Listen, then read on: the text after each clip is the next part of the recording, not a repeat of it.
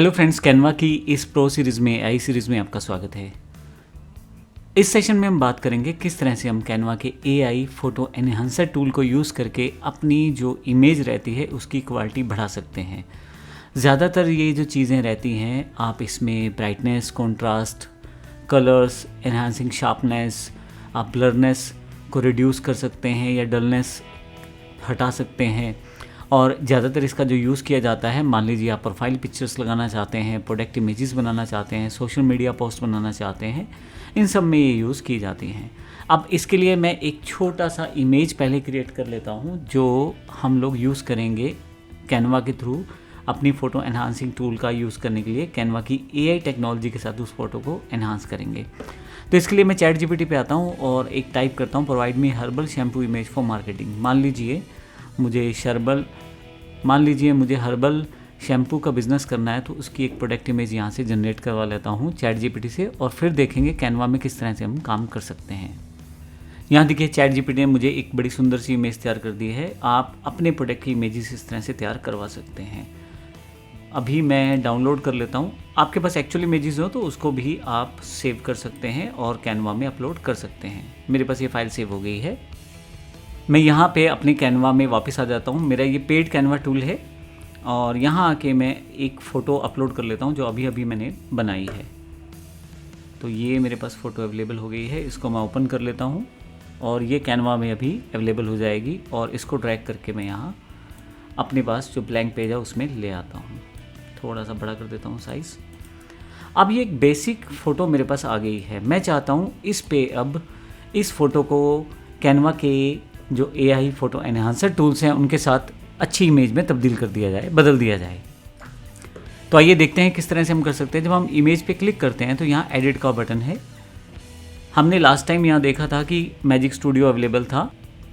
Magic studio के बिल्कुल ऊपर एडजस्ट का बटन है जिसमें बहुत सारे ऑप्शन आपको दिए गए हैं, जैसे temperature, tint, brightness, contrast, highlights इत्यादि बहुत सारे ऑप्शन यहाँ पे दिए गए हैं। थोड़ा सा बैक की तरफ आएँ तो नीचे की तरफ आपके पास फ़िल्टर्स दिए गए हैं बहुत तरह के, उसके बाद इफ़ेक्ट्स दिए गए हैं बहुत तरह के, और उसके बाद कुछ एप्लीकेशंस भी दी गई हैं। अभी हम सबसे पहले बात करते हैं यहाँ से फ़िल्टर्स की। फ़िल्टर्स जो हैं पहले से बने बनाए एआई बेस्ड कुछ टूल्स हैं जिसको आप यूज़ करके अपनी इमेज को एनहांस कर सकते हैं, सुंदर बना सकते हैं। अब अगर आप देखें तो कैनवा ने इसे बना बनाया प्रोसेस बना दिया है। मैं क्लिक करता हूँ तो देखें इसका जो डिज़ाइन, कलर या जो टेक्सचर है वो चेंज होना शुरू हो जाएगा। देखें, उसके अलावा आप इंटेंसिटी को लो और हाई भी कर सकते हैं, कितना आप उसको करना चाहते हैं, हाई या लो में।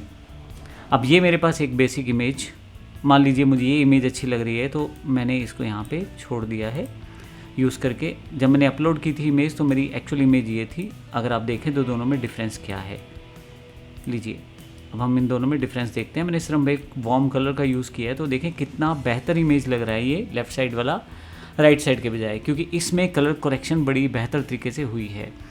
तो ये मैंने सिर्फ एक एग्जांपल दिया है। फिर से एडिट पे जाते हैं और यहाँ पे नीचे की तरफ अगर हम जाएं तो सी ऑल करें फ़िल्टर्स पे तो आपके पास सारे फ़िल्टर्स यहाँ अवेलेबल हो जाएंगे।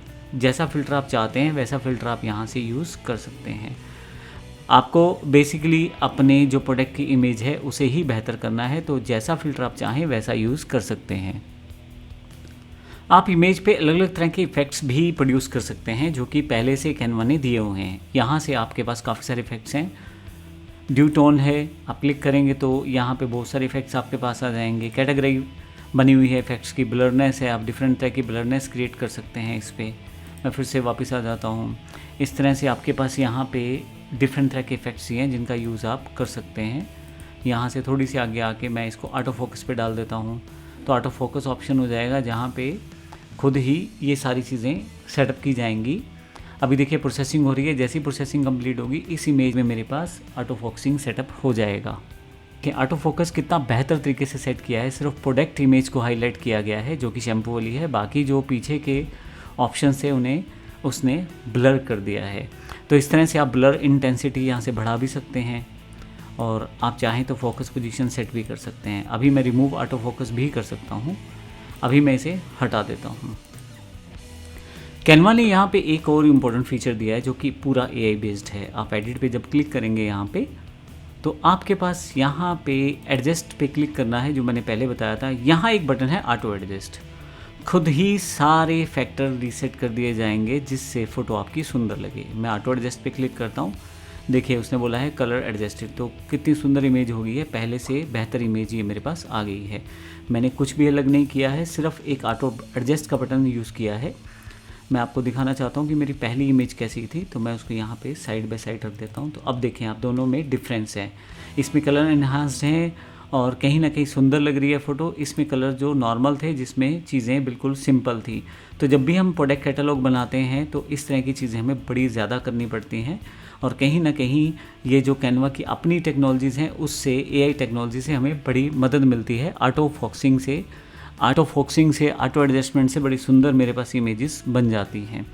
अभी मैं आपको ये भी बता दूं कि आप, जैसे मैं इसे दोबारा क्लिक करता हूं, एडिट पे जाता हूं, और यहाँ पे एडजस्टमेंट के अंतर्गत ना केवल आप ऑटो एडजस्ट दबा सकते हो, बल्कि टेम्परेचर खुद सेट कर सकते हो, टेंट खुद सेट कर सकते हो, ब्राइटनेस या लाइटनेस, कॉन्ट्रास्ट, हाईलाइट, इन सभी फैक्टर्स को आप खुद से मॉडिफाई कर सकते हो अपनी रिक्वायरमेंट के अकॉर्डिंग। और यहाँ देखें, मैं हर एक को यहाँ पे सेटअप कर, और यहाँ पे अगर आप देखें तो मैं हर एक को अपने अकॉर्डिंग रीसेट करके अपनी इमेज को बड़ा सुंदर बना सकता हूँ। यहाँ देखें। अब इसके लिए ज़रूरी है कि आपको इन सब चीज़ों की नॉलेज ज़्यादा बेहतर तरीके से होनी चाहिए, सभी फैक्टर्स की, और या फिर आप थोड़ा सा कम्बो यानी कि अलग अलग ऑप्शंस को ट्राई करके एक बेहतर इमेज में कन्वर्ट कर सकते हैं अपनी सिंपल फ़ोटो को। अगर आपको लगता है सारी एडजस्टमेंट ठीक है तो आप बेहतर तरीके से उस इमेज को यूज़ करें, अगर नहीं ठीक है तो रीसेट एडजस्टमेंट कर दें, तो वापस तो जितनी भी आपने एडजस्टमेंट की हैं सारी की सारी अंडू हो जाएंगी और आपके पास नॉर्मल इमेज वापस आ जाएगी। तो आप इस तरह से अपनी इमेजेस पे काम कर सकते हैं। उन इमेजेस को फर्दर आप अपने जो एडवर्टाइजमेंट्स हैं या ब्राउशर्स हैं, पैम्फलेट्स हैं, वहाँ यूज़ कर सकते हैं।